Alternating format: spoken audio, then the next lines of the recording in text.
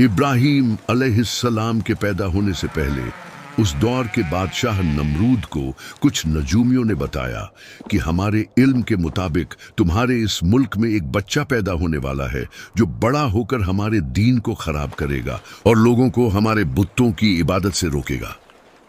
ये सुनकर नमरूद ने अपने वजीरों को हुक्म दिया कि पूरे मुल्क में ऐलान कर दो, आज से सब मर्द और औरतें अलग अलग रहना शुरू कर दें और कोई भी एक दूसरे के पास नहीं जाएगा।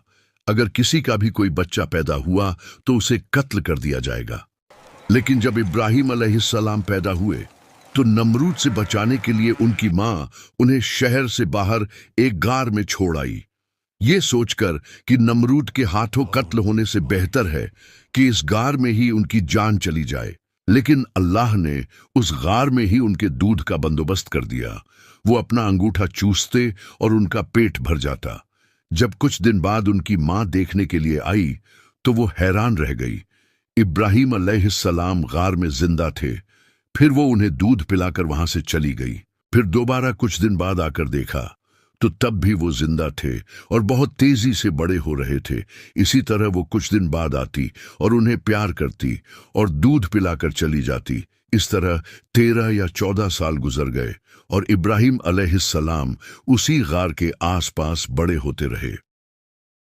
एक रात इब्राहीम अलैहिस्सलाम ने आसमान में चांद को चमकता हुआ देखा और कहा, शायद ये ही खुदा है। थोड़ी देर बाद जब चांद छिप गया तो उन्होंने कहा कि ये खुदा नहीं हो सकता, क्योंकि खुदा खत्म होने वाला नहीं है।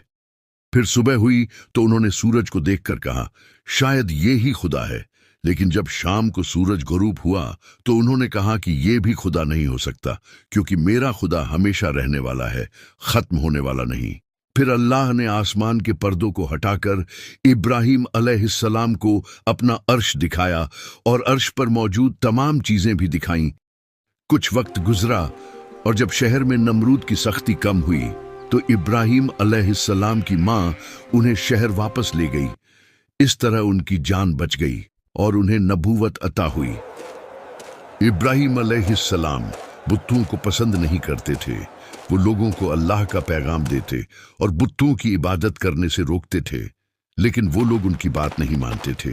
एक दिन हजरत इब्राहीम घर से निकले और शहर में घूमने लगे ताकि खुदा की मखलूक को देखें। चलते चलते वो एक जंगल में पहुंचे जहां उन्होंने एक आदमी को इबादत करते हुए देखा। उसकी आवाज बहुत खूबसूरत थी। इब्राहीम अलैहिस्सलाम उसके करीब खड़े होकर हैरानी से उसे देखने लगे।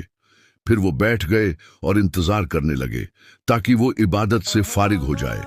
नमाज खत्म करने के बाद उस आदमी ने हजरत इब्राहीम की तरफ देखा। हजरत इब्राहीम ने पूछा, तुम किसकी इबादत कर रहे थे?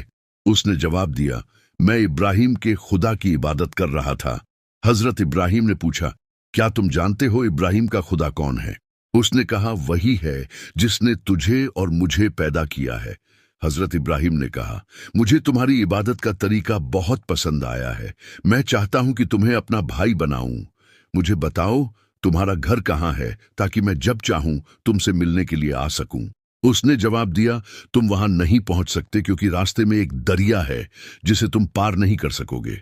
हजरत इब्राहीम ने पूछा, तुम उसे किस तरह पार करते हो? उसने जवाब दिया, मैं पानी पर चलता हूं। हजरत इब्राहीम ने कहा, जो तुम्हारे लिए पानी में रास्ता बनाता है शायद मेरे लिए भी बना दे। हम दोनों चलें और आज रात हम दोनों तुम्हारे घर पर गुजारेंगे। जब वो दोनों पानी के करीब पहुंचे तो उस आदमी ने बिस्मिल्लाह कहा और पानी पर चलने लगा। हजरत इब्राहीम ने भी बिस्मिल्लाह कहा और पानी पर कदम रखा और चलने लगे।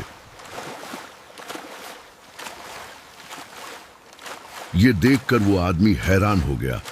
जब वो घर की जगह पहुंचे तो हजरत इब्राहीम ने कहा, आओ दुआ करें कि खुदा हमें क़यामत के दिन बख्श दे।